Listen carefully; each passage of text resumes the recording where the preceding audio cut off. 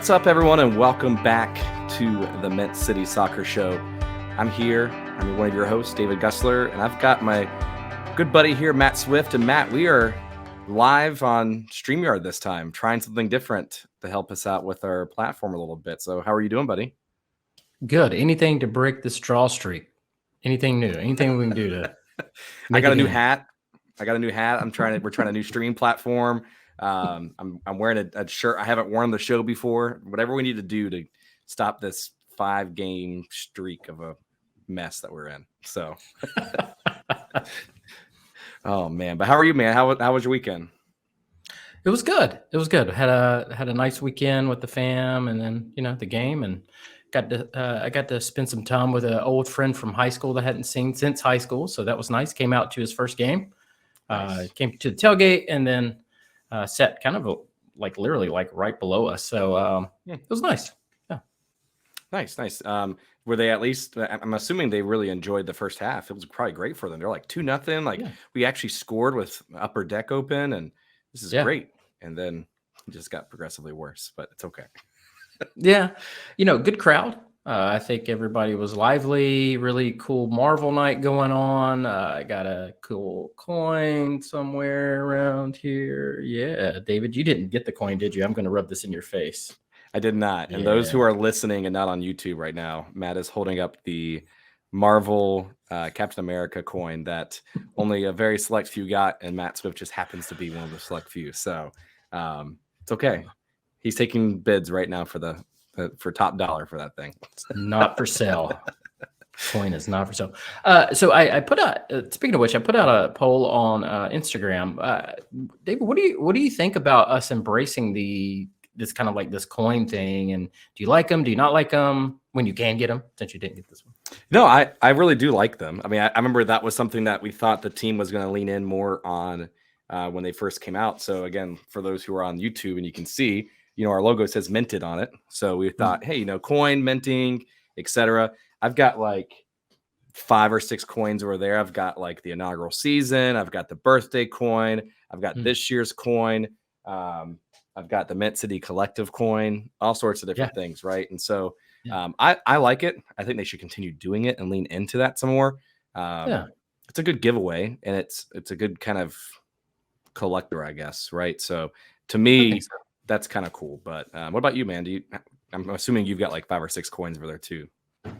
Yeah, the only one I don't have is the birthday coin. My birthday's in February, so I kind of miss out on that. So I need to go to guest services and see if they'll let me slide. Here's what I'll do for you. Since my birthday's in July and it's already July and I could always get one, I'll just happen to get a second birthday coin and I'll slide that over your way for that nice little Marvel super coin that you got over there. So no.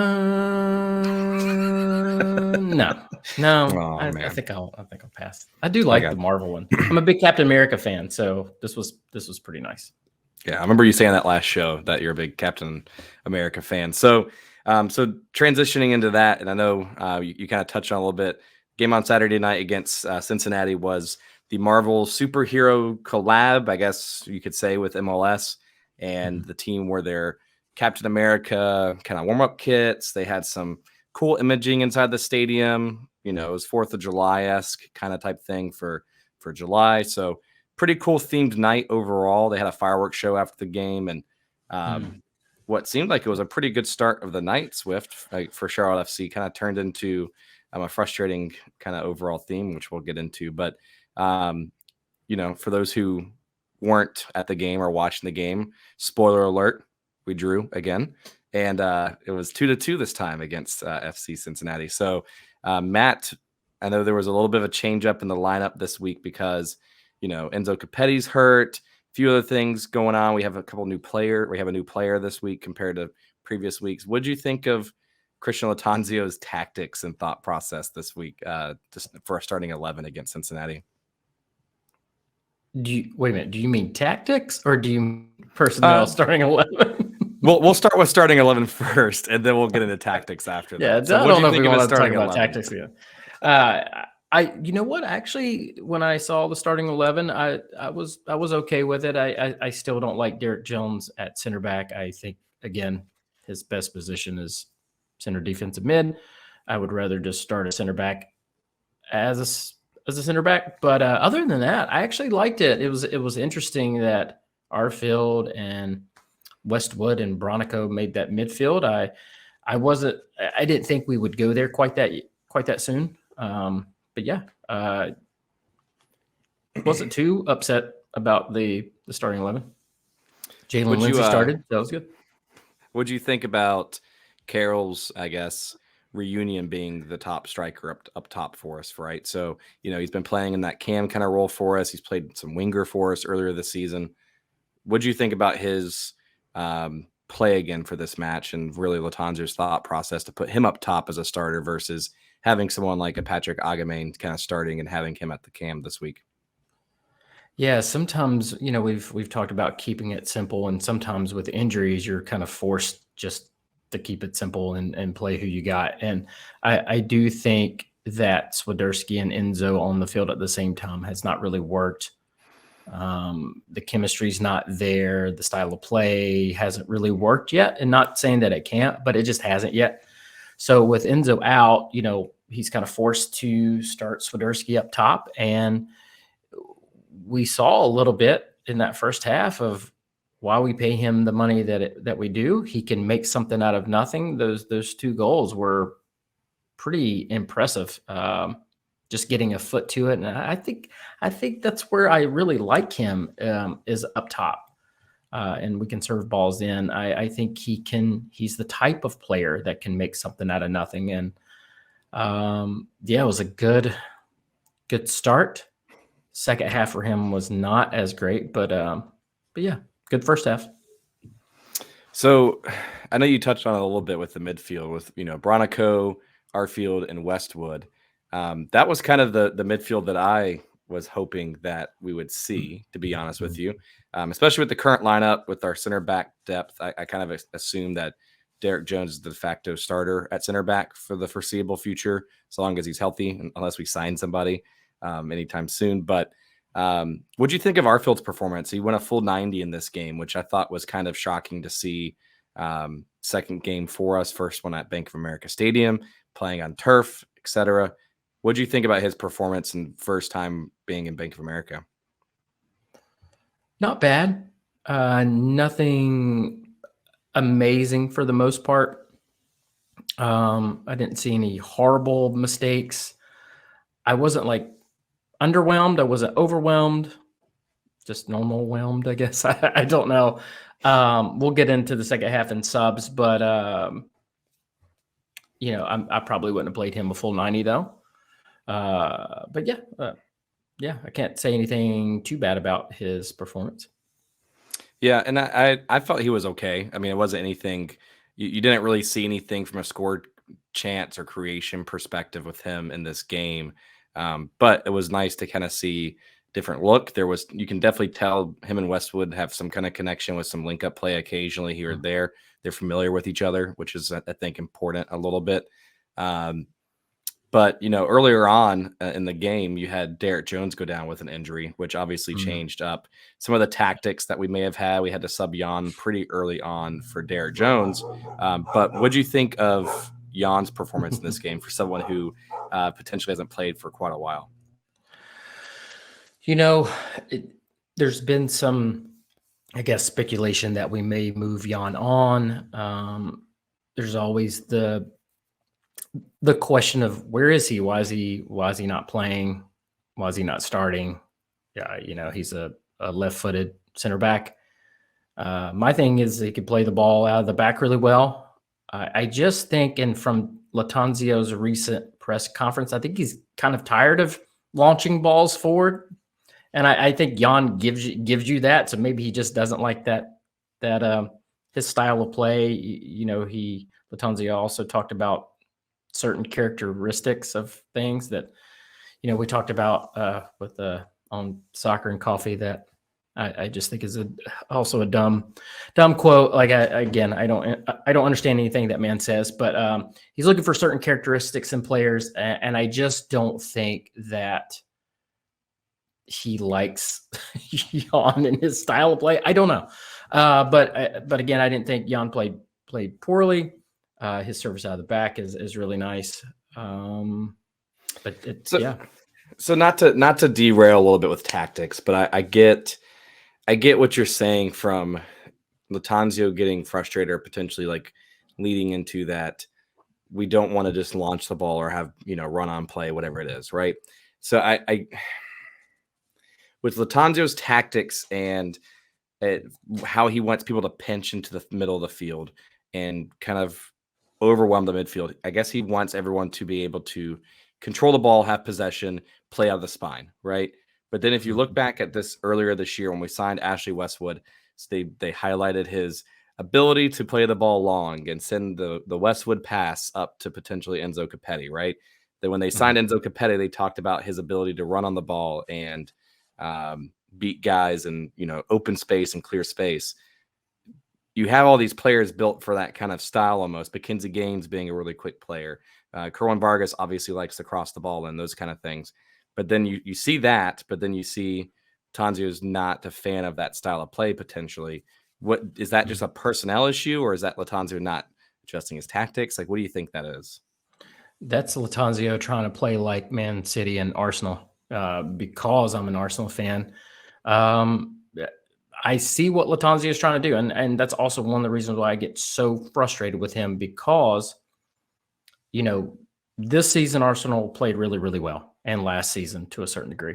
But before that, they absolutely struggled, got hammered. It just did not come off because they didn't have the right personnel to pull it off.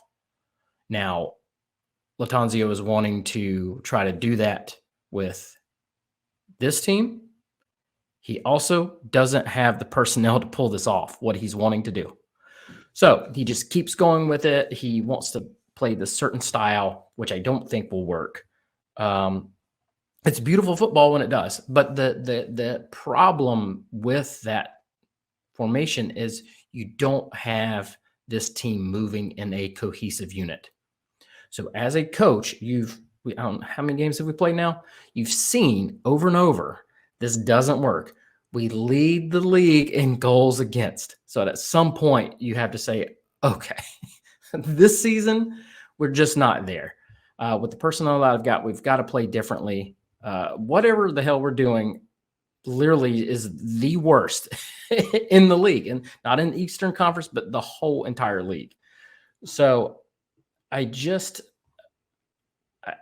know if he's just bullheaded and just wants to keep going, and eventually it will happen. But we're, halfway through the season and we're struggling, and we just don't have the midfield to pull off these tactics.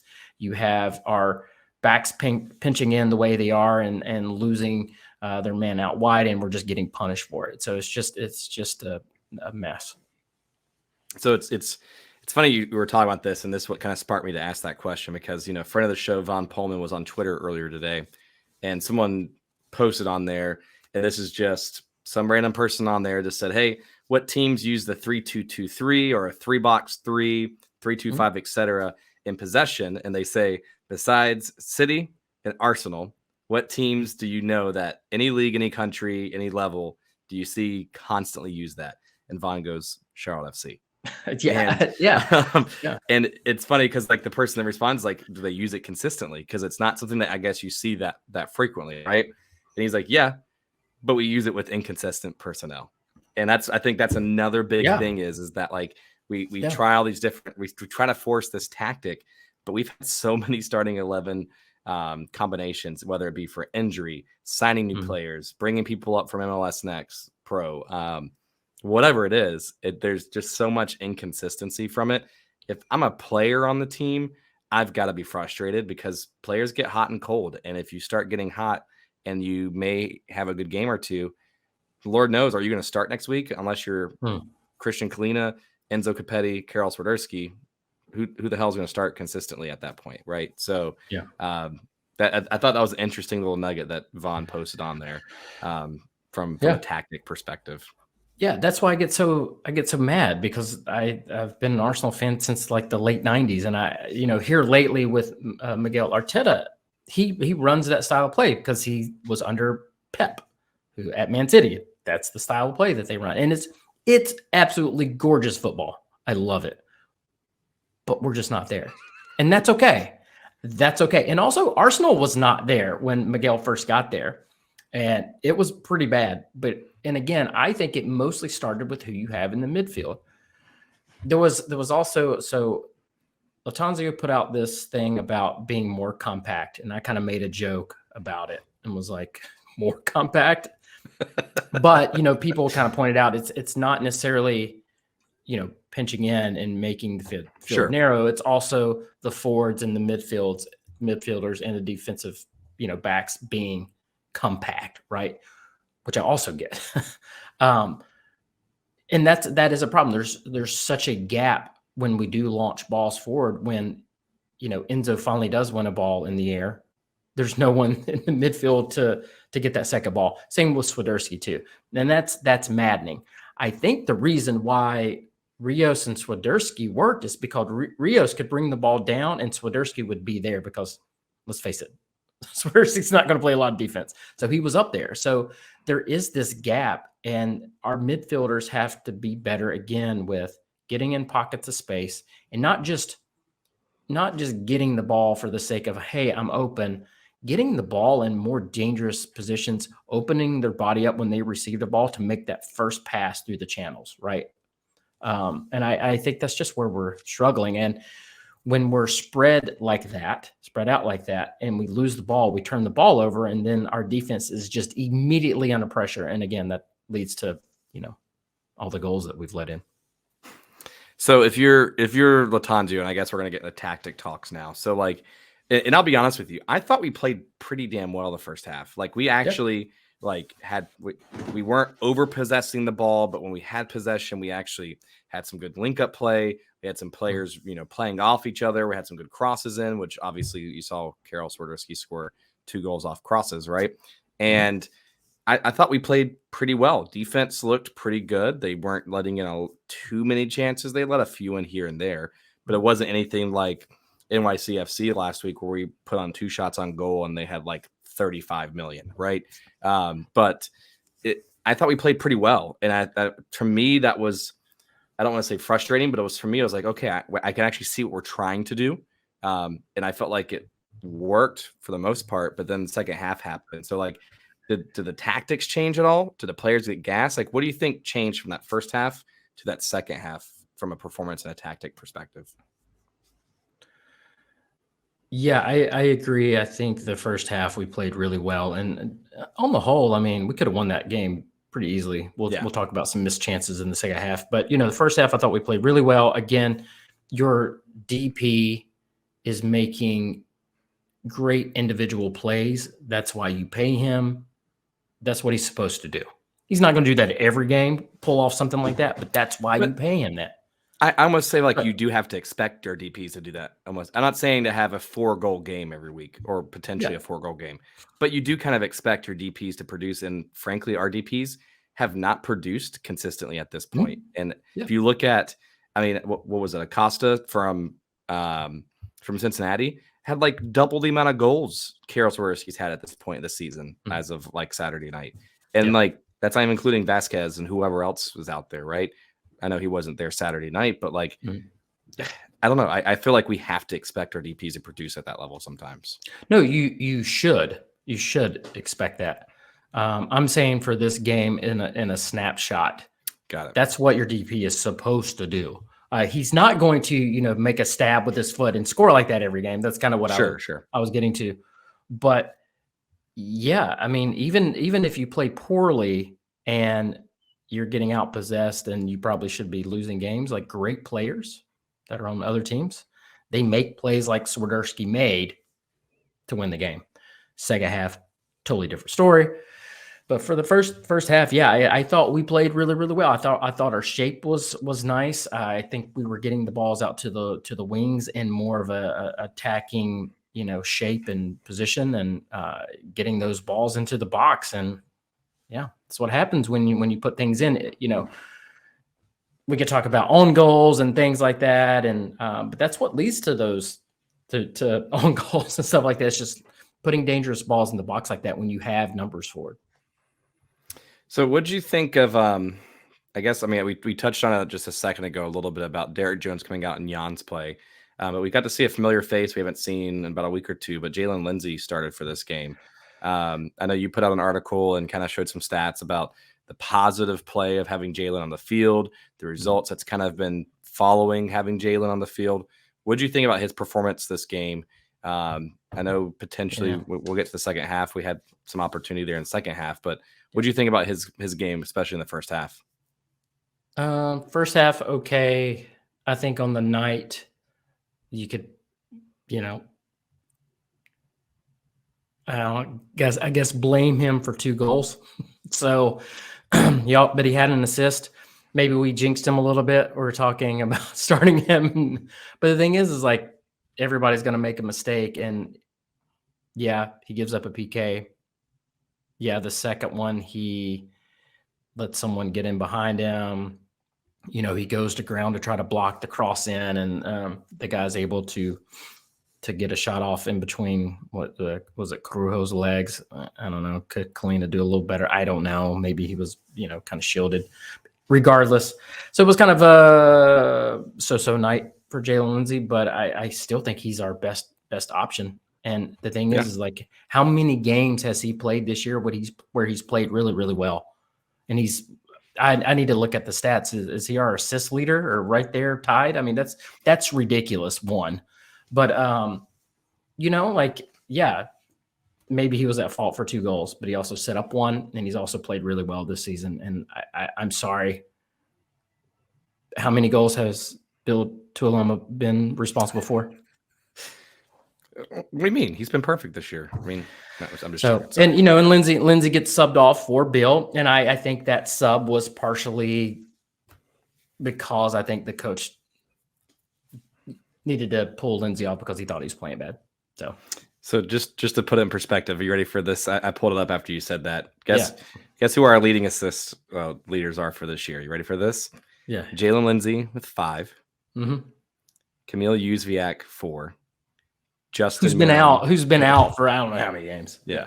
Justin Miram 4, who we just signed like middle of like what? Like it's April? sad. It's sad, isn't it? Yeah. And then sad. Ashley Westwood has 4. That's our leading assist. Ridiculous. For the team. Karol Swiderski's up there with 3. Harrison Awful 2. Like it's not great cotton. It's not great. So yeah. So not to derail us too much there for it. So what were some other positives that happened in the first half that before we kind of go to the second half? What were some of the other things that you want to highlight that you were really just like over the moon about in terms of play or style of play or tactics, whatever it was in the first half? I thought we were trying to push the ball forward pretty well. Again, I think our midfielders were moving a little better. We were getting the ball out wide. Like I said, I thought Gaines played pretty decent. I thought Vargas did okay. Again,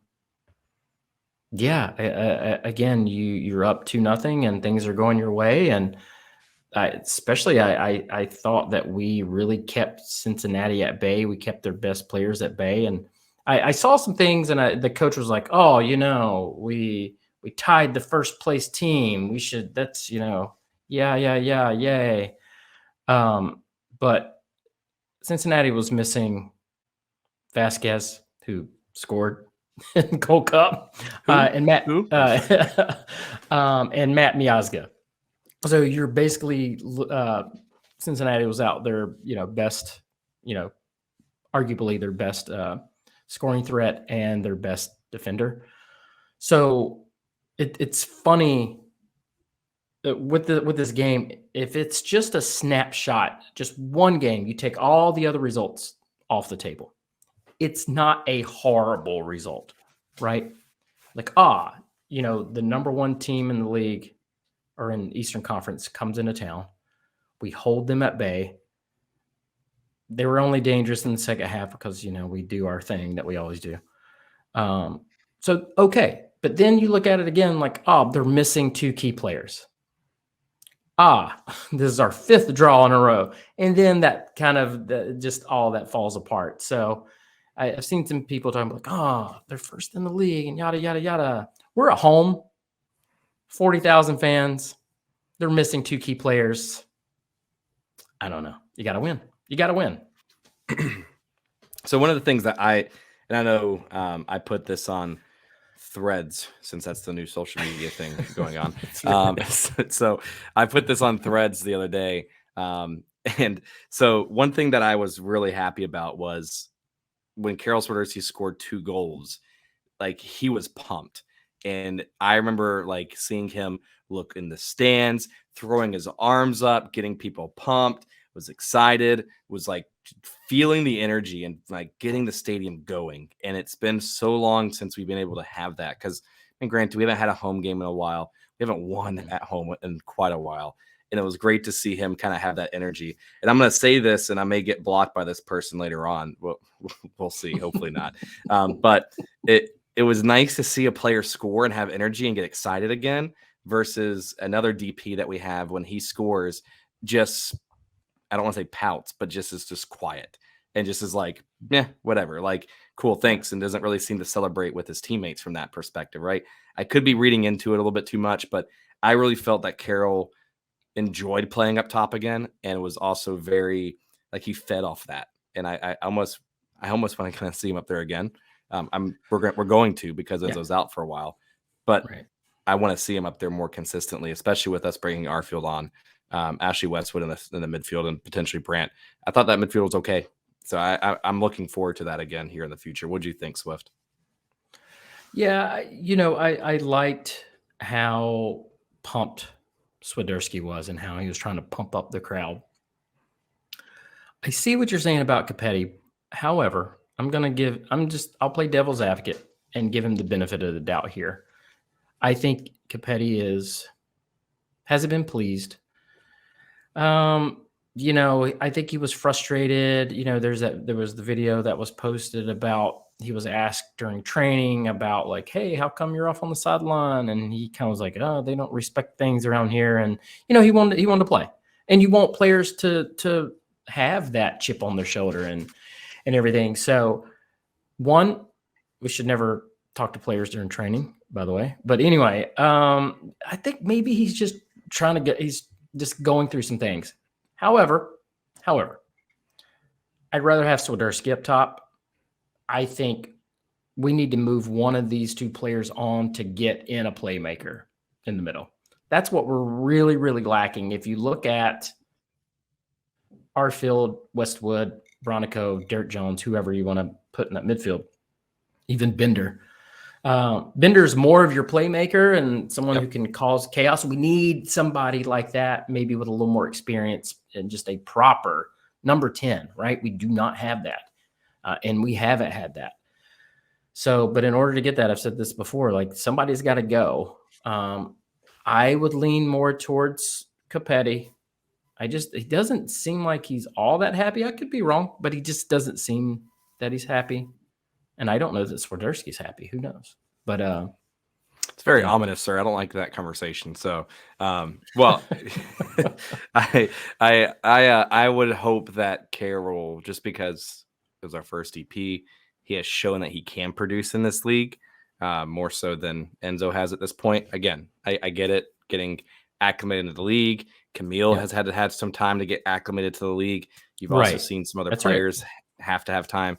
I get it. Yeah. But when you're paying the guy what we paid to get him, like you kind of have to expect him to be able to produce fairly quickly, not be like, we'll wait 18 months. It'll be fine. Next year, he'll be really into the groove of things. Like you can't expect that. I get it. I'll play devil's advocate again. We said the same thing about Józwiak, and Józwiak was having a baller, run there for a little bit. But sure. I see what you're saying. It's going to be interesting to see if both of these guys stay through the summer and then especially off season.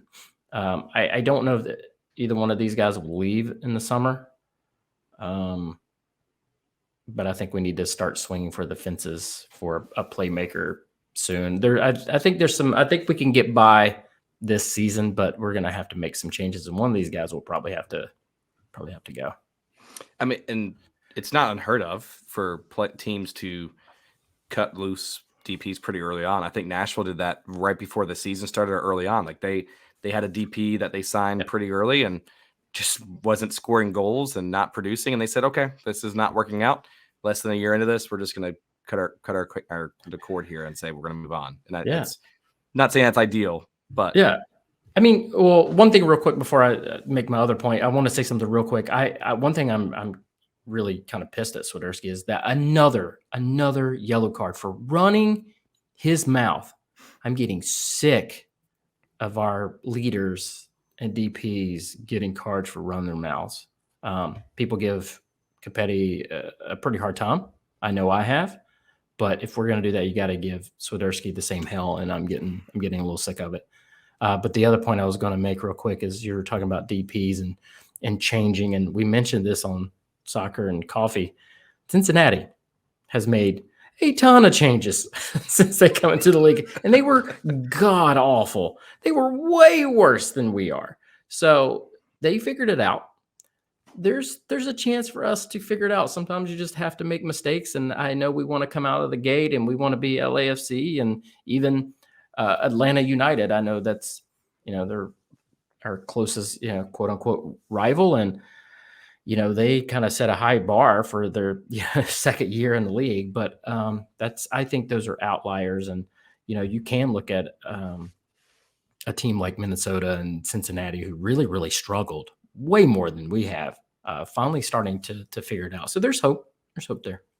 So I don't want to defend the mouthing off at the ref because should not do that. This game was ridiculous though. In terms of Ted Uncle. We got Uncled. I mean, it was ridiculous. And I know if my friend Jeremy is gonna probably roll his eyes at me and be like, you can't with Ted Uncle, man. Ted Uncle is the worst. I don't know. The fact I remember, like, what was it? The first half that Karol Swiderski got like tackled from behind and like ripped his sock off. And he's like sitting there like, dude, how else does my sock get ripped like this at this point without getting contact? And Uncle was like, you know what? Yeah, you're right. And now he's in the which I appreciate him saying, you know what, you're right. Let me go ahead and give a yellow card here. Yeah. But it was also ridiculous that it had to get to that point to be able to voice your opinion. So I get also where Karol was frustrated that night because godly, man. But I'm not going to do ref talk because it is what it is. But man, that was super frustrating. I feel for him. Yeah, I mean it's a pattern though. It's not. If he did it Ted just Uncle, Ted, bad ref. Well, that's also a pattern. But as for our players, I mean it's also a pattern too. So it's not just against Ted. I mean, in our players' defense, MLS refs are hot garbage, but you should know that by now. So let's keep our mouths closed and not get yellow cards. So there was an article that came out, and I think Karol put it out from Charlotte Ledger about like coaches, and they kind of did a special on like Christian Fuchs a little bit, right? And talking about where he fits onto the roster now with like coaching, being an assistant for the first time. Is he able to relate with the players like he did last year, being able to, transition from player to coach now and kind of coaching? Mm-hmm. So 2 things to ask you before we move on. Like, was it shocking for you to see that in there, that Christian Fuchs, defender for Leicester and Charlotte FC, center back, left back, is coaching strikers for one? Like that was kind of shocking for me. And then 2, do you think that's like we should expect more from the coaching staff to step up and say, hey guys, like stop with your damn mouth basically and stop mouthing off to the refs? Because that's the captains on the team, it's whoever it is, but it's obviously a culture in the team right now to do that. So where does that fall, and like who owns that perspective? So I'll hand those 2 questions to you first. It starts with the head coach, right?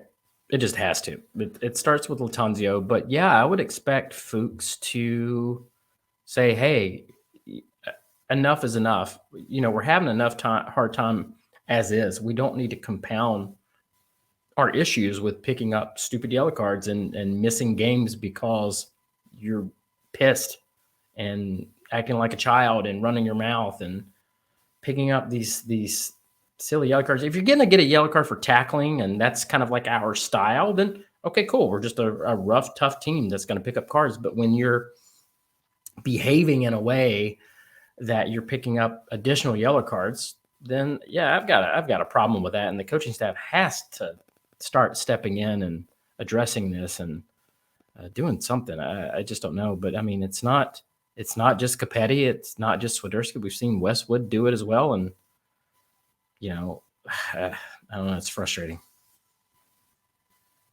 What do you think about Fuchs being the coach for the attacking players? I'm a big Fuchs fan.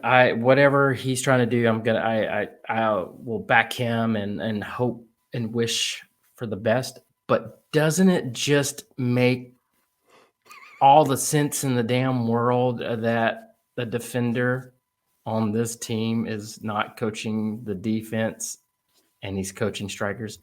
I hate to laugh, but doesn't it just make just absolute sense with this team? I don't know, and I wish him the best. And I was stunned.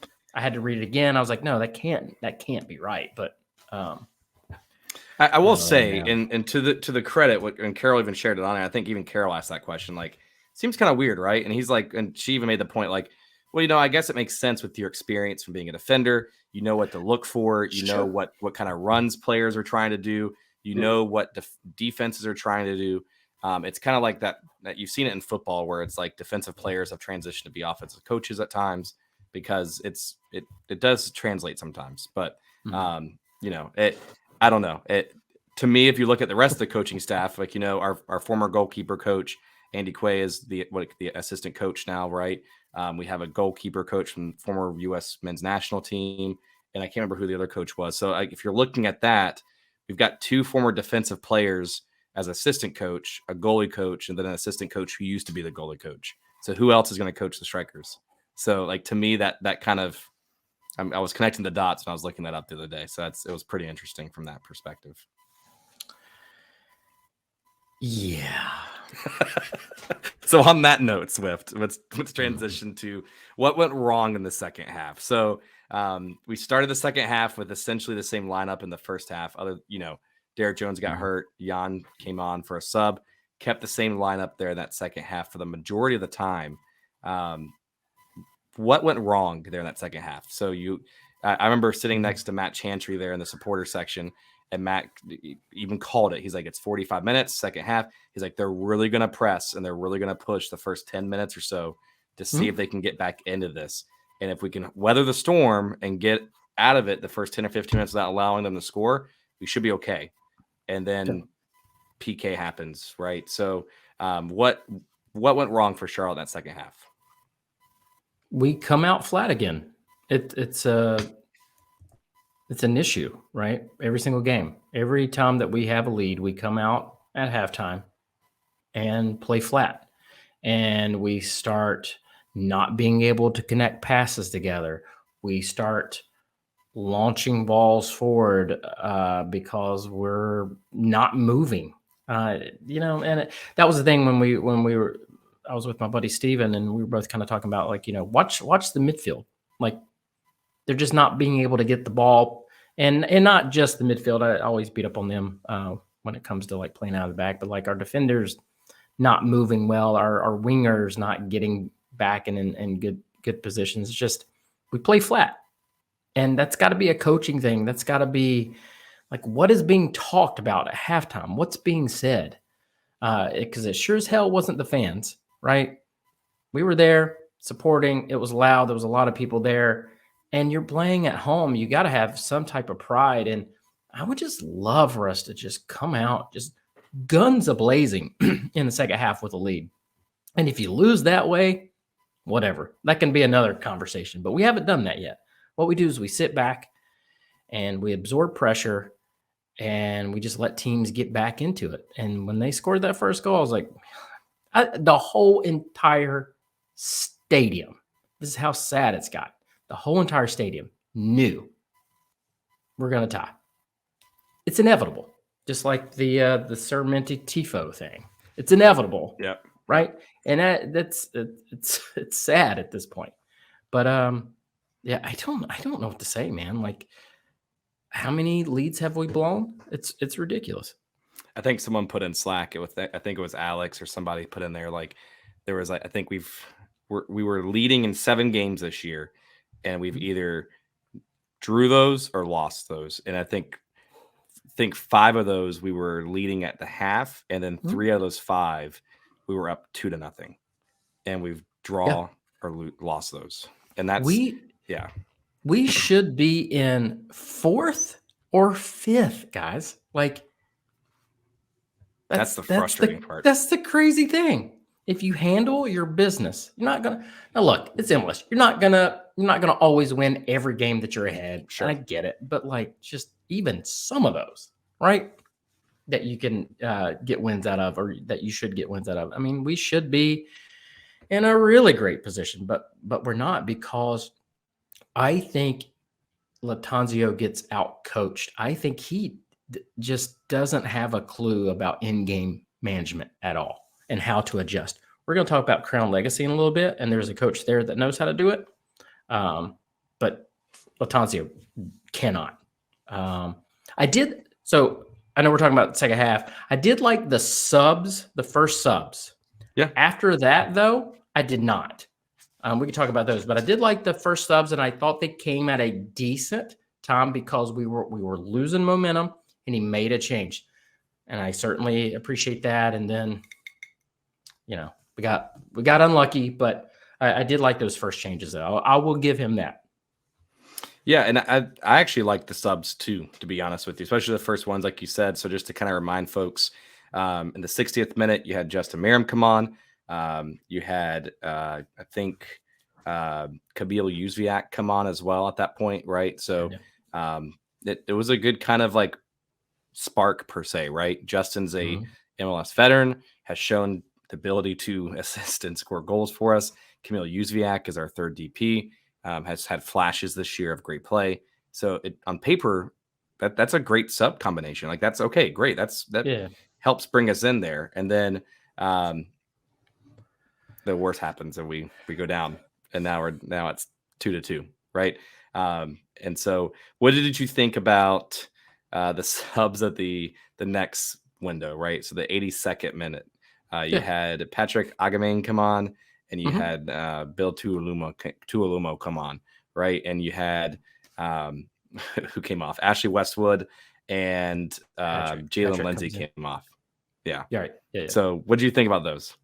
I didn't understand the bill for Jalen, like a like for like. And again, it must have been that the coach was really disappointed with Jalen and was just afraid that he was going to give up another goal on that side. Okay. But I mean, again, Jalen gives you the best option going forward. But again, so I didn't understand that, didn't like that, whatever the case is. And then I would not have taken Ashley Westwood off. I probably would have taken Scott Arfield off and left Westwood out there. I thought Westwood's just a better option at that point. But these moves came in like the 82nd minute, I think. Yep. I would like to see that a little sooner. Well, especially since the red card was at the 75th minute, right? So we had a chance for 15 minutes to basically press and try to create something, right? And I was looking at the bench, like it's not like we had that many more attacking players on the bench. You had Privet, Bender, Awful, and Marks. So the only other like attacking player at that point could have been Ben Bender, which going to your point, creation, kind of havoc, right? Would have been nice, but I would have subbed Arfield off for Bender at that point and said, Bender, just go wild, buddy. Have fun. Go. So, but that's just me. I think the fans would have been okay if we would have lost that game if we would have went for it. I don't know, man. I don't know. Being up 2-0 at half and losing 3-2 would have been a really shitty feeling to go home after that. But when you're trying to put folks on to go for it, I don't know. I don't know. That's just me. I definitely thought the bill for Jalen move was a move in fear. Sure. And again, I would have liked to have seen. I thought when Bill was coming on, I thought Bill was coming on for Guzman Corujo, to be honest with you. When I saw that, and I was like, okay, Guzman hasn't played 90 minutes yet. He's been subbed off 60th, 70th minute each time. I thought Bill was coming on for him. And then when I saw Jalen come off, I was like, okay, that seems kind of a weird change at that point. Yeah, to me, it's a I'm scared move. So game ended 2-2. Charlotte walks away with another draw. We have not won a game since LA Galaxy away back in May, which is a really crappy feeling to say out loud. But what did you think? I don't know if you paid attention or not to some of the comments from Latanzio in the post game presser a little bit. I don't know if you got a chance to look at that or anything, but there's a few comments that he made. I know Toppin interviewed and asked a question about, what do you think? Like, what are some of the positives that you should be looking forward to?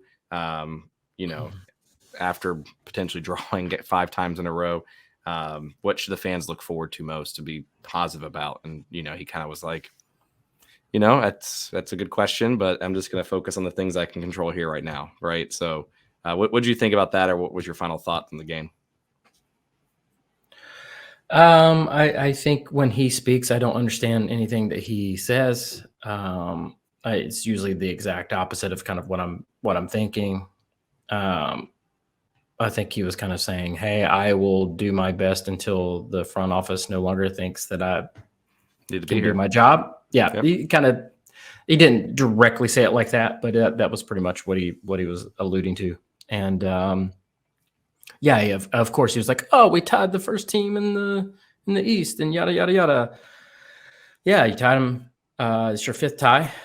You had a 2-0 lead, and they were missing 2 players. So two very good players. Yeah. So, I don't want to hear anything like that. I don't know. That would be I was just gonna say that would be like Charlotte FC not having Karol Swiderski and Enzo Capetti, and then being able to say, okay, we went and came back from behind and drew a team. Like, that would be really, we would be like, okay, that's great, right? Mm-hmm. Versus us saying we were full strength for the most part, except for our DP, and we lost a game drew a game that we were up 2-0 in the first half. Yeah, Cincinnati had 2 guys out that were playing for the U.S. men's national team in the Gold Cup. So you tell me if that was 2 guys. That's pretty important. So anyway, I don't know. I know sometimes coaches just say things.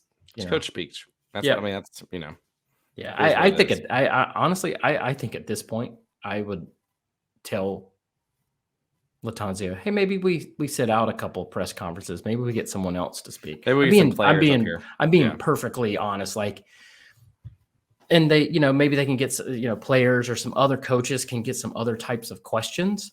But if I'm Charlotte FC, I'm like, hey, maybe we take a break, at least a game, to maybe not have you talk for a little bit, because he's got that shovel, just digging that hole every time he speaks.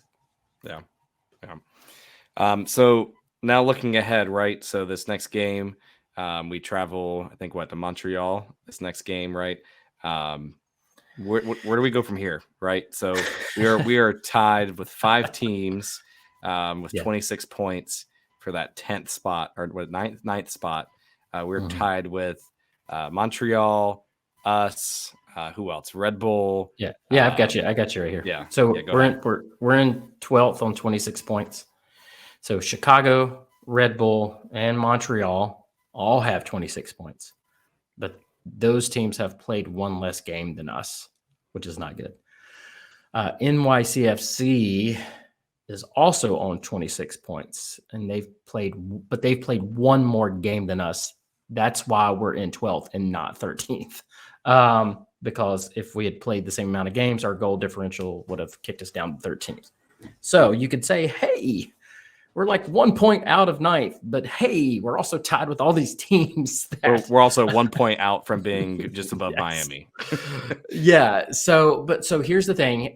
We have some interesting matchups Wednesday. So Cincinnati plays Red Bull. New England takes on Atlanta United.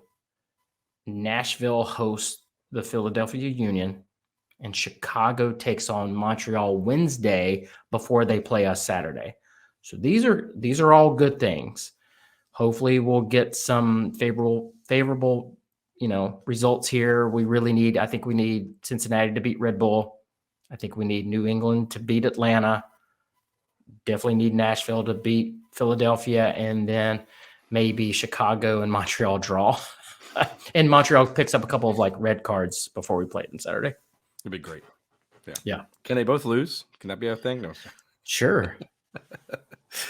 So yeah, like where do you go from here if you're Christian Latanzio? So like obviously seats getting a little hot, fans are getting restless. We're in a tight spot in the East.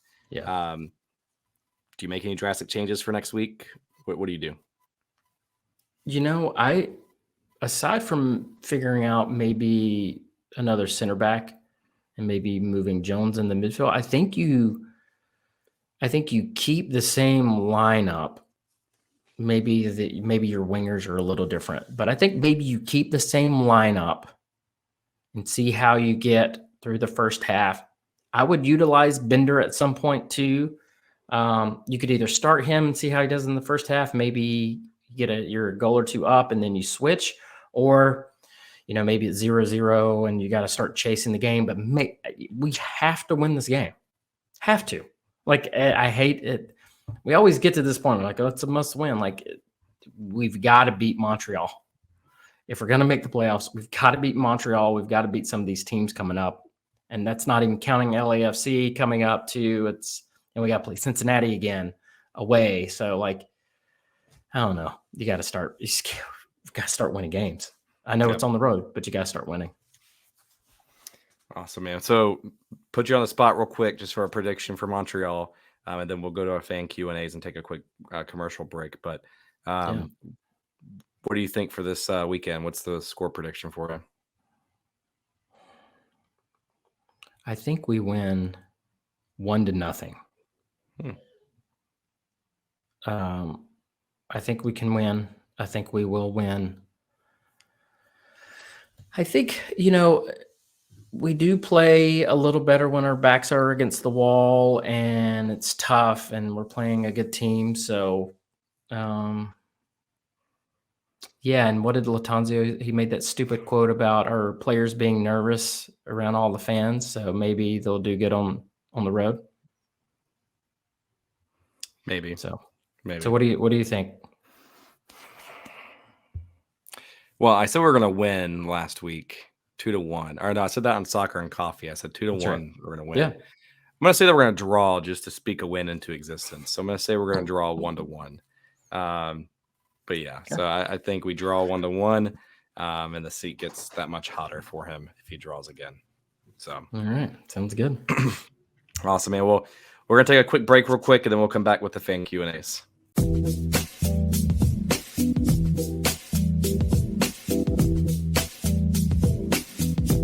Hey everybody, and welcome back. Our fan Q&A is brought to you by Renegade Goalkeeping.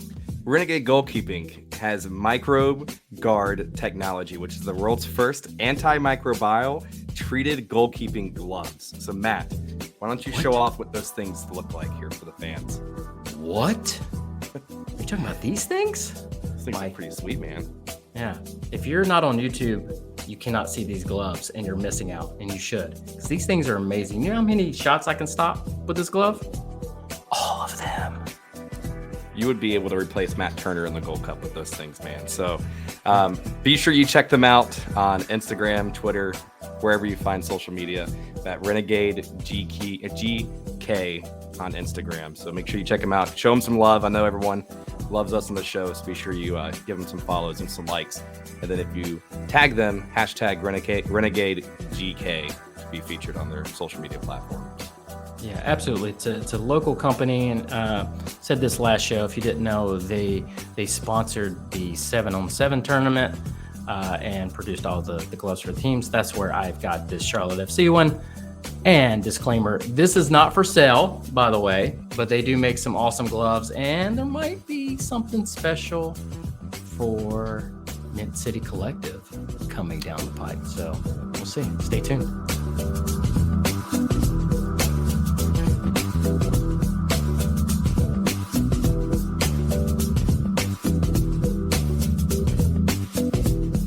What's up, everyone, and welcome back. Thanks for that word from our sponsors, and we're here for the fan Q&A. Swift, are you ready to dive into these? Let's do it. Awesome, man. So this first question comes from Matt Nolan. So Matt wants to know, what is the right way for us to feel about all these draws, Swift? So I know we talked on it a little bit earlier, may have played some words on it, but how should we feel right now? What is the correct way for fans to feel after all this? I don't know, man. I guess it just depends on if you like the coach, what's your expectations for the season? We're drawing more. We're not losing these games. I guess that's one way you could take it. I look at it as missed opportunities, though. Like we were saying earlier, like we should be in fifth, maybe even fourth. But I don't know. It's 5 weeks in a row doing this. Like we were putting out these shows, and it was like, oh, when a draw feels like a loss, when a draw feels like a win, and just kept going. So I think also too, we got to stop naming these shows like that. So when a draw feels like a draw is what it should be like now. So yeah. Awesome. Well, thanks for the question, Matt. Always good to hear from you. So, so this next question comes from William Wells. So William says, of the 17 points given away, how many do you think were true giveaways, and are others just bad luck? Yeah, I think a lot of these were, you've got the lead and you waste them. We really didn't talk about the misses by Swiderski in the second half, right? Yeah, right. We talked a lot about that game. So, but I mean, one, you get unlucky when he hits the ball off the post, right? That could have gone anywhere. That's luck or being unlucky. The other one, though, is you have a one-on-one and you're a DP and you don't score. So I think most of these points, we are giving them away. It's not bad luck. It's just poor game management and just handing goals away like it's candy. So just talking about bad luck, and we talked about a little bit earlier, like Latanzio's seats getting a little bit hotter, etc. So I'm going to kind of like skip ahead a little bit for this question from Jay Landskroner, because I think it's also a good one just for you, Swift, because it involves someone that is near and dear to your heart. So is it bad luck for one that Charlotte didn't hire this guy? But Jay wants to know, seeing Houston's current success, do you wonder why we didn't actually go for Ben Olsen? I love Jay. We kind of have this like inside joke in a way that we both love Ben Olsen, right? I always loved him as a player. I think I said this on the show. There was a moment when he played at Virginia, and I went to one of his games, and I asked him for basically everything. I was like, give me your jersey, give me your shorts, give me your socks. And he like was about to take his jersey off because I was pleading with him.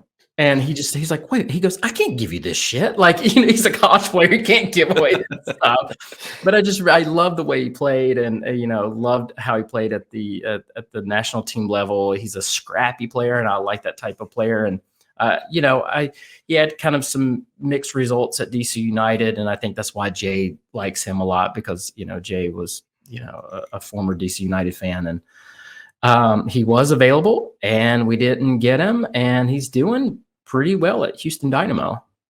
So yeah, there's kind of an inside joke, but also too, it's kind of serious, but also too, like, I don't know, there's maybe better options out there, of course. So it's kind of funny at this point. Well, and for those who aren't aware, like, this is a deep cut because this is like 70 episodes ago when me and Swift were doing the show in his house. And I remember just like having this inside joke of like, yeah, we're going to sign Ben Olsen. Like, that's not going to happen, but we're just going to keep saying we're going to speak Ben Olsen's name into existence. Yeah. And then we hire Miguel. Here we are.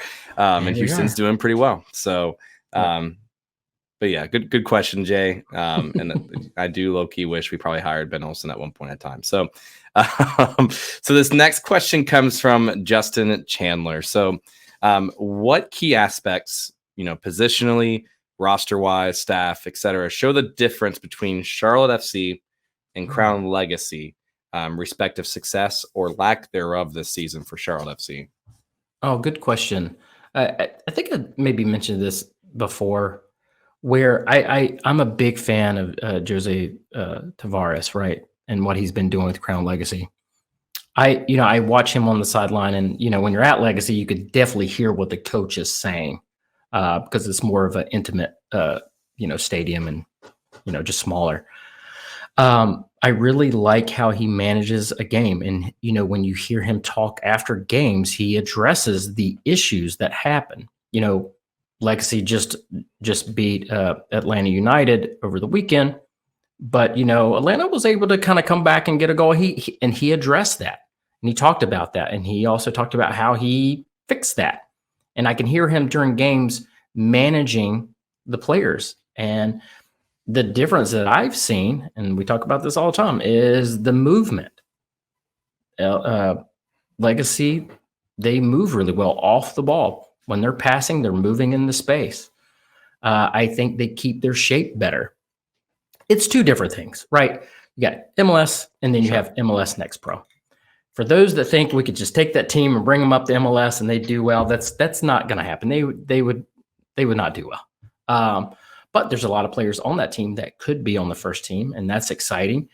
I think we have done a really, really great job of building that team out, and I'm hoping that type of setup and that style of play starts trickling over to the first team, and I think it will, because we're setting that up. But I think the big difference starts with the coach and the mentality. I just like Jose's attitude and the way he carries himself and how he behaves, and just like I said, just the things that he says during the game, I've been really impressed with.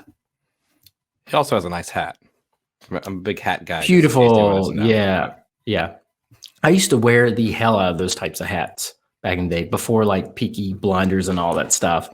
I definitely went through a huge phase of used to wear those because I love it. I still have a couple. But yeah, I like that. It Does a lot. not surprise me that doesn't surprise me the least, Swift, that like you would have those hats and that you would rock those hats. So I think I've got like 4 or 5 still.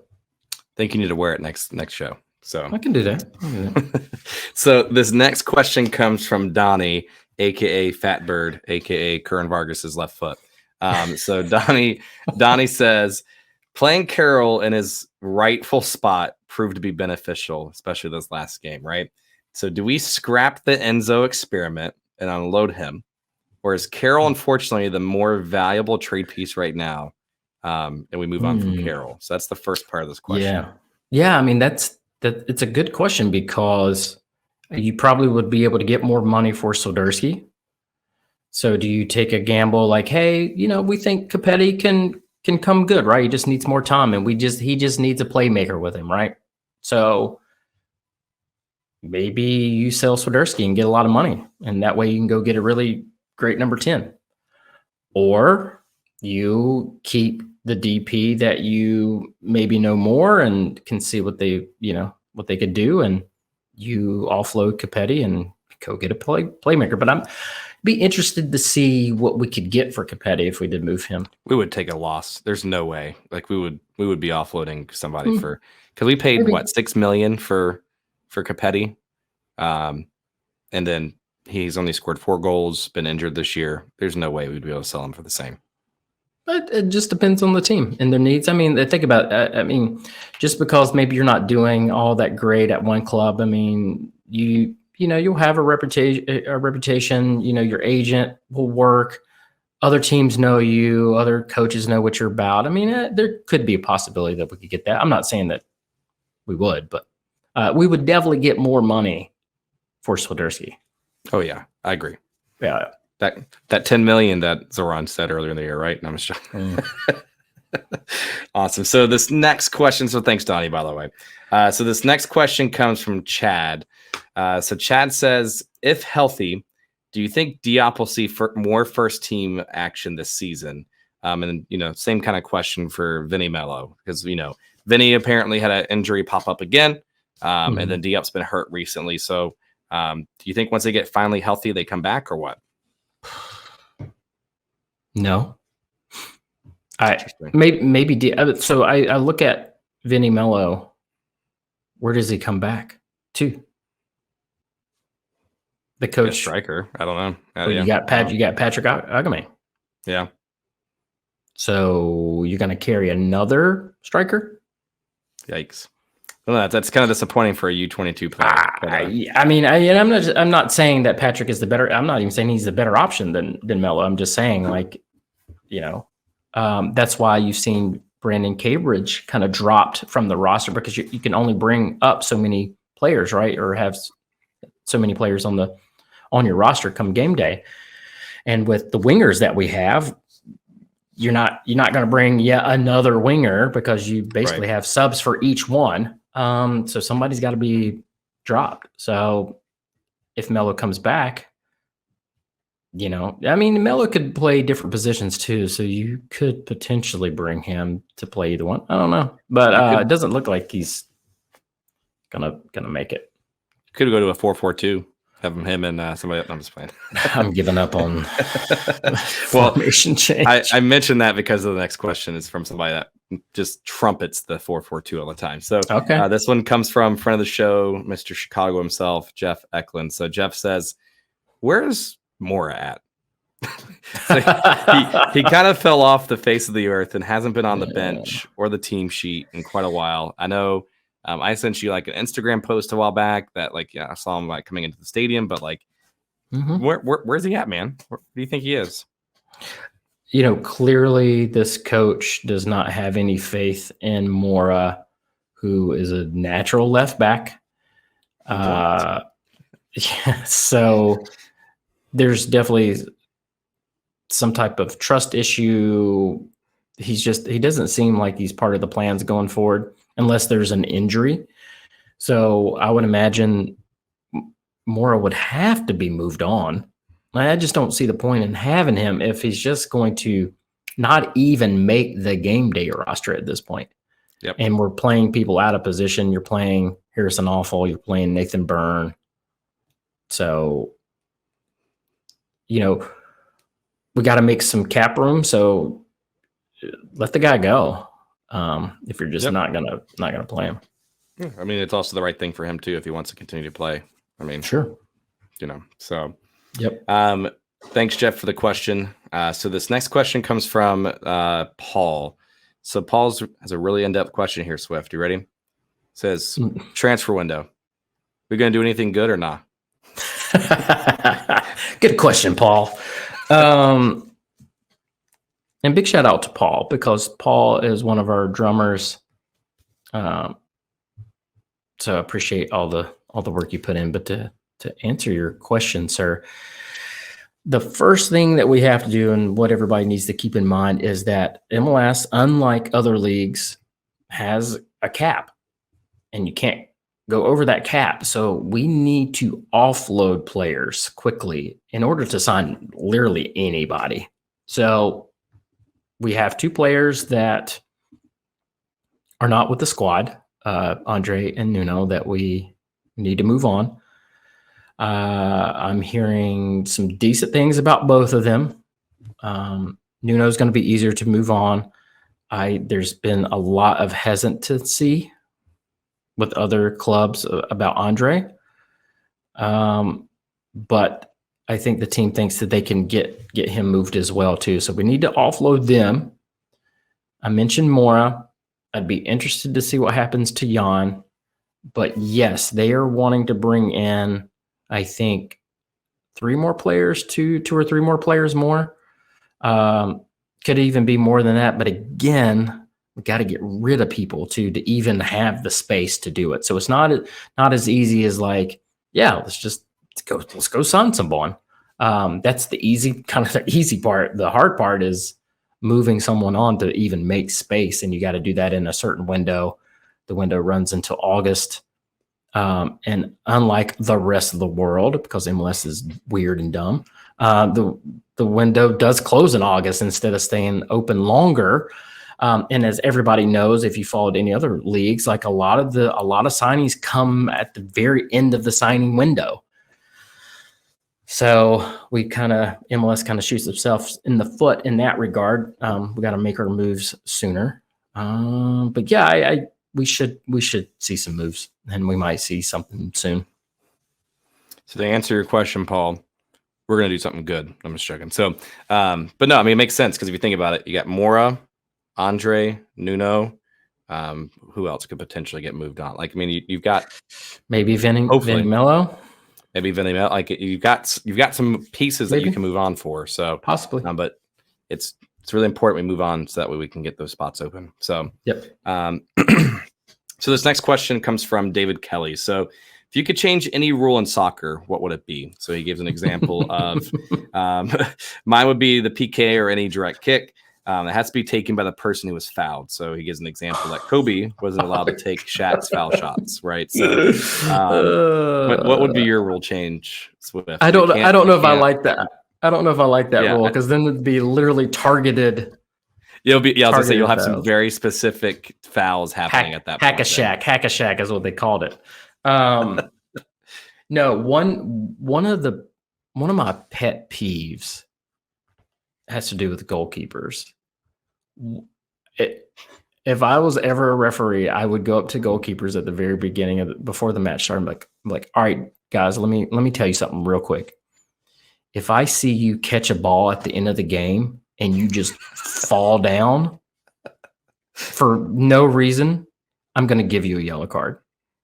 It's one of my just absolute pet peeves is when the very end of the game, they catch a simple ball and then they just fall down. They're just like, no one's around them. They just fall down and then they get up. And I'm like, no, there should be a rule about that. Also, too, the 6-second rule is just non-existent anymore. Yeah, it's ridiculous. It's just not. So just do away with the rule. Also, too, have you noticed that like goalkeepers can just like punt the ball out of the 18-yard box too? Like it happens all the time. It's kind of like basketball and carrying, though, right? It's like this unspoken thing. It's just like But no, I agree with you. Like when did that start happening? Because like I remember watching soccer in the '90s, and it was like that wasn't a thing. Goalies would just want to fall down and be like, "Oh man, thank God I'm on the ground now. I can catch my breath and kill time." That kind of thing. So yeah, it drives me nuts. And again, like 6-second rule, non-existent, and also too like watch how many goalkeepers literally punt the ball outside of the 18-yard box. I want to say Brad Guzan got called for that a couple of years ago, but I never see anybody get called for it. Yeah. So I agree with you. I think that'd be a really good rule to implement. It'd be great. Yeah. So this next question comes from Messi's number one fan in Miami, Spencer Coop. So he's not though. He just has to. So Spencer says there's a competition coming up, Swift. Not sure you really heard about it, just in case it's been, not advertised on Apple TV. It's called the League Cup. So how do you think Charlotte FC should approach this tournament if you're the team or Christian Latanzio? I'm laughing at the Leagues Cup thing, dude, because they hammer that. Like, hey, I don't know if you know, but the Leagues Cup is coming up. Like, yeah, we've heard it 30 times. They should be a sponsor for the show. We'll just hammer it more for us. It'll be great. Oh, my God. So annoying. I would like to see us go all in for it. Gotta have some positivity, man. Got a crap season. And look, I wouldn't mind us playing some young players in it and let them go. Like, call up some of these Crown Legacy guys that can.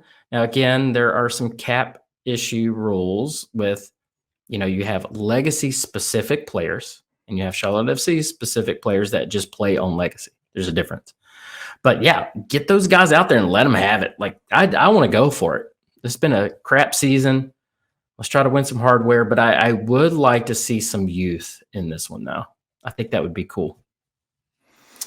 I was going to say, I'm curious, and I bet MLS is going to MLS and make the roster rules super complicated for no absolute reason for the Leagues Cup. And watch us be like, no MLS Next Pro players allowed or some crazy stuff and, whatever. So, but yeah, I agree with you. So if you get some young guys in there, make a run, it'd be a lot of fun. So, yeah. Thanks, Spencer, for the question. Hopefully you get to see Messi in person here soon. So this next question comes from Eric Hill. So Eric says, it's no secret our defense is our Achilles heel. So what are your thoughts on the starting 11 that includes Westwood behind Arfield and Bender, and Uzviak in the mid, and Swiderski paired with Agamane up top. So kind of that 4-4-2 again, right? I think he's talking about like a diamond midfield. Oh, okay. So what do you think about that? Obviously we'll let in some goals, but what do you think of from an attacking perspective? So let in some goals, David. What else have we been doing? I was gonna say, yeah, we've already been doing that. So no, well, when you play a diamond midfield, I mean, it does clog up the middle, but I would be worried that we wouldn't have any. I don't know. I could say, I don't know about all that, but then when I talk about how many goals we've let in league lead, I think, what are we at 38 right now? Yeah.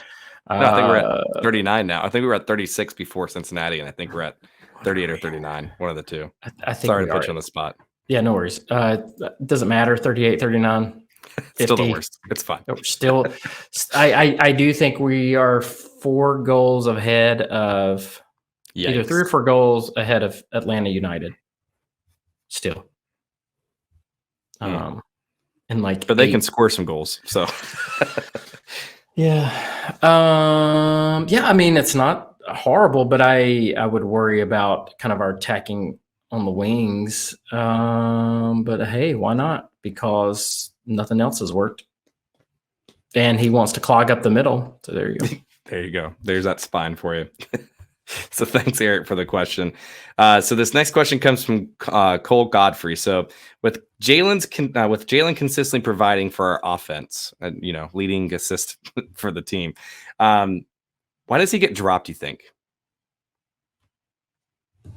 Me not know. So yeah, just statistically, offense and defensively, he's better than his counterparts, right? And we've talked about not scoring enough. Latanzio has talked about not scoring enough. And then, I know he didn't have his best game. I still think he had like a 7.3 rating, according to FOTMob. But I don't know. I have no idea. Why do you play center back at a right back?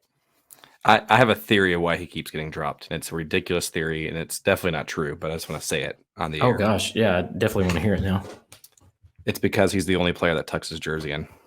That's the reason why. I feel like Latanzio would like that type of stuff. It is interesting that Jalen does tuck his jersey in. It's very much a thing because I when I played soccer, that was very much jersey tucked in, socks forward. Like, I mean, yeah, it was part of like you would get subbed off. You'd be like, no, you got to get off the field, right? Yeah. And now it's like, yeah, like you couldn't come onto the field unless your jersey was tucked in. It's crazy. It's insane. Yeah. But I tell you what, they didn't fall down. The goalkeeper didn't fall down back then either. Back in my day, I walked uphill both ways. Back in my day, we wore 20-pound jerseys and shoes, and you would coat them in mink oil, but they would still get waterlogged. And oh God, right, yeah. Good old back in our day. So that should be a segment of the show, by the way. So thanks for the question, Cole. So this next question comes from Lisa. So I'm gonna have some fun with this one too. So they say, where is Ben Bender? Or as like Slack, everyone said, who is Ben Bender? What is Ben Bender? ¿Dónde está Ben Bender? So where is Ben Bender, sir? I guess he's on his honeymoon, right? That would be the. But no, he's sitting on the bench, not doing shit, because our coach is shit. There's no better answer than that. So there's not. That's all I got. I don't know. I have no idea. Yeah. Why does he not play Jalen Lindsey? Why? His again, Latanzio, Twilight Zone. Instead of talking about defense and limiting how many goals we let in, he's talking about like, oh, we got to score, we got to do this, we got to push, okay. Well, Jalen Lindsey is your best offensive option. You bench him. Ben Bender, one of your best offensive options in the middle. You don't play him. Now, I'm not saying you have to start him. You just don't play him. So, again, when that guy speaks, I don't get it. So, I don't know. I don't know where he is. Just remember, one of the things that Christian Latanzio really liked at the end of last year and that started this year was consistency. And Yes. like, remember, we started Ben Bender, Quinn McNeil, Brant Bronick at midfield like every game at the end of the season last year because of consistency. And He said that. At the beginning of this season, he started Brant Bronico twice at left back because he wanted consistency. And here we are, like with this different lineup every freaking week. It blows my mind. Yeah, this is going to sound mean. I think Lattanzio has lost his mind. I think this head coaching job has gotten to be too much. I think it's over his head. Like, I liked him being interim manager. I think it was the right fit at the right time to just right the ship, get us to the end of the season. We could have signed Ben Olsen. I'm just kidding. We could have signed another coach, right? Yeah, but we didn't. It was the easy choice, I think. Yeah, the guys in the locker room like him, yada, yada, yada. But it was a bad choice. Lattanzio could have still stayed on and still been assistant coach and got more experience with this club. But I think they made the kind of easy choice, and maybe there are other choices and managers just wasn't there right now. I don't know, but we got to make it. Even if we make 8th or 9th, I still want to see a change at the end of the season. Yeah. Because it should not be this difficult to get to the playoffs. Yeah. Because we've talked about upgrades before, right? We need upgrades all over the field. And I think we need an upgrade at the head coaching position too. Bob Bradley's over there in the corner rubbing his hands, waiting for Charles to open up.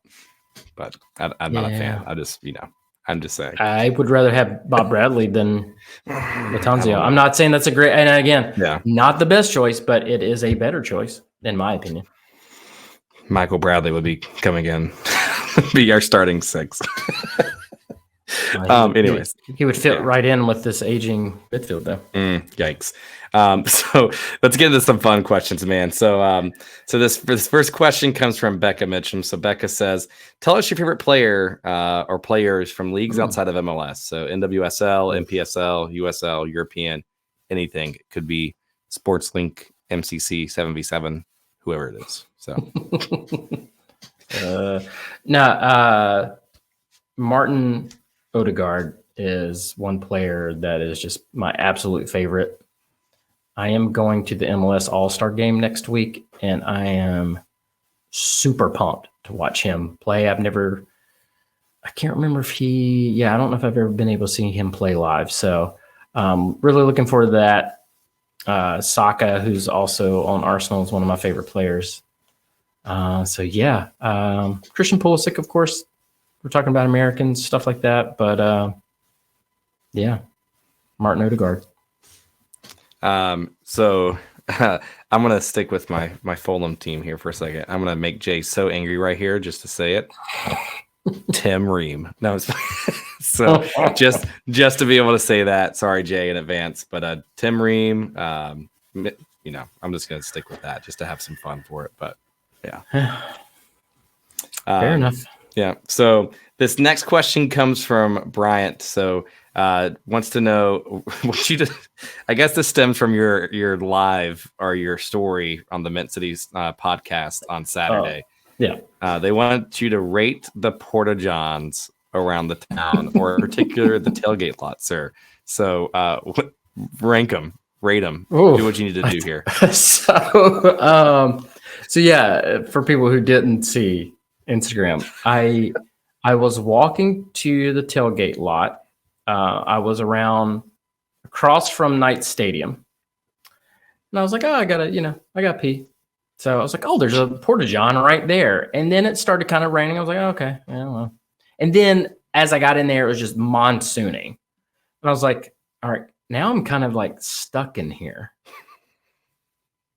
So I pulled out my phone and made a video, and I was like, "Man, this is like the cleanest Porta John I have ever seen."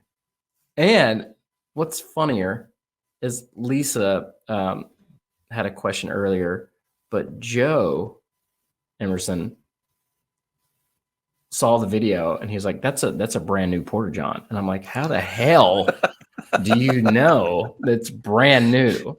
And I guess like he's kind of like, He's a Porta-John connoisseur. I don't know if he's like an expert or like, he's dealt with Porta-Johns before. He's like, I can tell about this and tell about that. I was like, holy crap. So that was pretty impressive. So I know he listens to the show. So we'll call him a Porta-John expert. So if you ever have any questions about it. But I was surprised about how clean it was. And I got trapped in there for a little while because it was just coming down. And then, but I tell you what, the Porta-John near our tent or Mint City Collective tent was god awful at the tailgate. It's like stinging my nostrils how bad it was. So I tell you what, when you get into a really clean Porta-John, you really appreciate it, man. And Joe also too, who's the Porta-John expert, he said to always keep the lid down, don't leave it up, keep it down because it ventilates something. I don't know. I kind of forgot what he said, so maybe he can tell us in Slack or something. But we can have him on the show to talk about Porta-Johns. So I'm just now imagining, Swift, like you got stuck in this Porta-John, and then this torrential storm comes through, and all of a sudden, like 40 to 60 mile per hour winds just start howling through, and Swift just gets taken away in a Porta-John on Instagram Live on Saturday. Oh, that would have been good. But yeah, I may start a segment where I do a show in Porta-Johns. I just thought of an idea for a new Twitter account, sir. So I'm not going to share it, but it'll be live later tonight at this point. So Shitters Full with Matt Swift. It may or may not be Porta-John ratings CLTFC or something like that. And it'll be updates every week. So it'd be like the 10th account that you've started or something like that. I don't know what you're talking about. So anyway, on that note, we're going to transition to our next question. So this next question comes from Kelsey, and I am all about this question. I can be the expert if you need to. What is your favorite form of carbs and cheese? Man, is it quesadillas, grilled cheese, pizza, chips, queso? What is it, Swift? God, I love pizza so much, but I tell you what, I will go to like melting pot sometimes. I haven't been in a while, but I'll get I think it's the Alpine cheese. And dip bread in it and just do some apples in there. Scrape the cheese out. I mean, it's just amazing. I'm a big cheese fan. Yeah. I am as well. I can literally just sit there and snack on cheese all the time. And it is a guilty habit of mine. But whenever so Laura usually goes and gets like groceries because she's working or anything like that. But if I ever get a chance to get groceries and I get to pick the meat and cheese from the deli, I will always get a nice Swiss, and I will, while making a sandwich, probably eat like 2 or 3 slices of Swiss cheese by itself while making the sandwich, just because I love cheese that much. But I hear you. Yeah. Carbs are great. They are. They really are. So thanks for the question, Kelsey. So this next question comes from Matt Chantry. So he wants to know, what is your favorite Charlotte FC giveaway so far, Swift? That's a good one. So far, I think I like the bobblehead from last year, but I'm really looking forward to the Brant Bronico bobblehead. Yeah. We're big fans of Brant Bronico. He's always been super nice to us and just a good dude, and can't wait to see what that looks like. So I'm pretty pumped about that one. But I really liked all the giveaways so far. I thought the Minty chain was not something that I would wear all the time, but I thought it was neat. And I think, what you got over there? Yeah, that's a Minty chain. I've got it displayed behind me. So nice. Oh yeah, I see it. Yeah, I thought they've done pretty good with the giveaway so far. Yeah, I definitely like the bobblehead Minty chain. I was trying to look over in my section here to see if there's anything else. The coins are always good. I think the bobblehead's gonna be great. I hope it's a Brant Bronico with the mullet, though. That's what I want.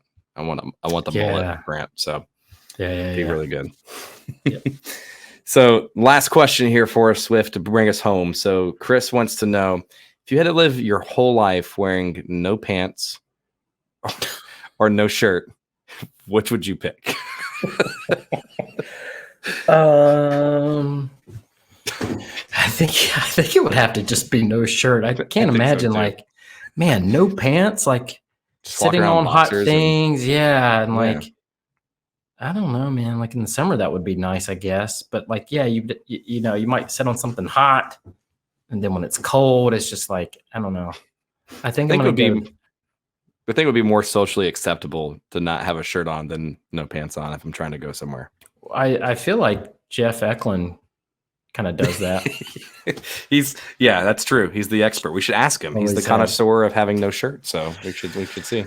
Yeah. Or Mike DeVos. He's I saw him at the tailgate, and then 1 minute he had a shirt on, and then the next he just didn't. In a matter of like 2 minutes, a sleeveless jean jacket. He had a sleeveless jean jacket on, but no shirt. So yeah. Shout out to Mike, because he's great inside the stands and the supporter section, and during the game he's talking to Matt Chantry's kid about snorkeling. It was great. So it was fantastic. So yeah, awesome, man. Well, thanks for the questions, everyone. One of our favorite segments. It's always been great. We're doing it for quite a while now, so it's always fun. But Swift, any other final thoughts before we finish up this episode for everyone? No, just an update on the book club stuff. Our first book was Done Deal. If you haven't read that yet and you want to join, you still have time, because what we're trying to do is we're now working with the author to try to find a night when he can actually join the conversation, which is really, really cool. Didn't think it was something that was going to happen. So usually how this is supposed to work is we announce a book at the end of the month. we talk about that, but we may have to prolong this one a little bit just so we can get him on the show. The second book is The Beckham Experiment. We put an article about it out a little bit, but I think I've got the book here. And if you're not watching this on YouTube, you really need to start watching this on YouTube. It's starting to be a more visual show, right? It is. Yeah, go ahead, David. I was going to say, just shout out to Corey behind the scenes for producing this episode. So if you haven't gotten a chance to watch this on YouTube yet, be sure you like and subscribe it and look at this amazing work that he's done behind the scenes with the questions popping up, the ad, etc. It's been great. It's only going to get better too. We're going to get really, really dumb with it. So that should be, there you go. You're welcome / Corey. So, that's great. And I really think that should be the slogan for this, is that we're going to get really dumb with it. But so back to the book, I chose that one kind of with the Done Deal. I thought that was a good segue for this new book, The Beckham Experiment. And plus with Messi coming into MLS, The Beckham Experiment is written by the late Grant Wall, and Grant kind of dives into, what it took to get Beckham here, the new rules that came about, and then when Beckham got here, it wasn't all sunshine and rainbows. He kind of had a hard time. Him and Landon Donovan really butted heads. So it's a great book if you haven't read it, even if you're not a David Beckham fan.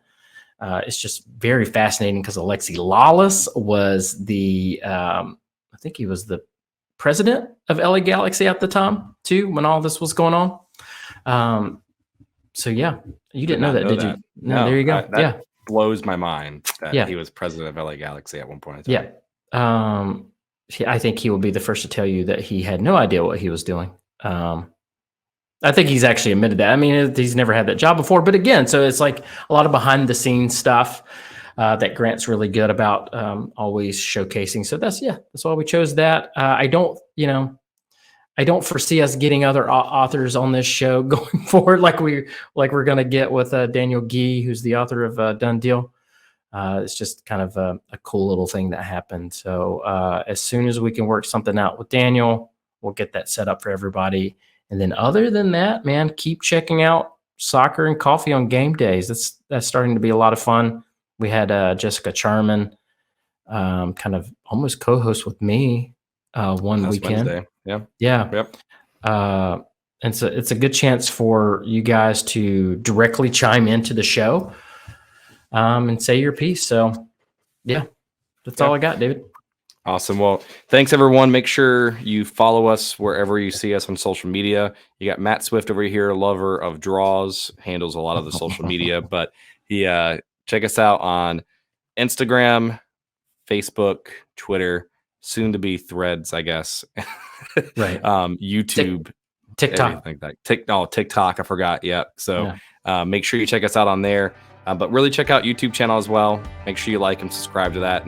Get the notification set whenever new episodes drop. These should be dropping pretty quickly now. So, and leave a review. So thanks everyone for the episode, and we'll see you soon. See you guys.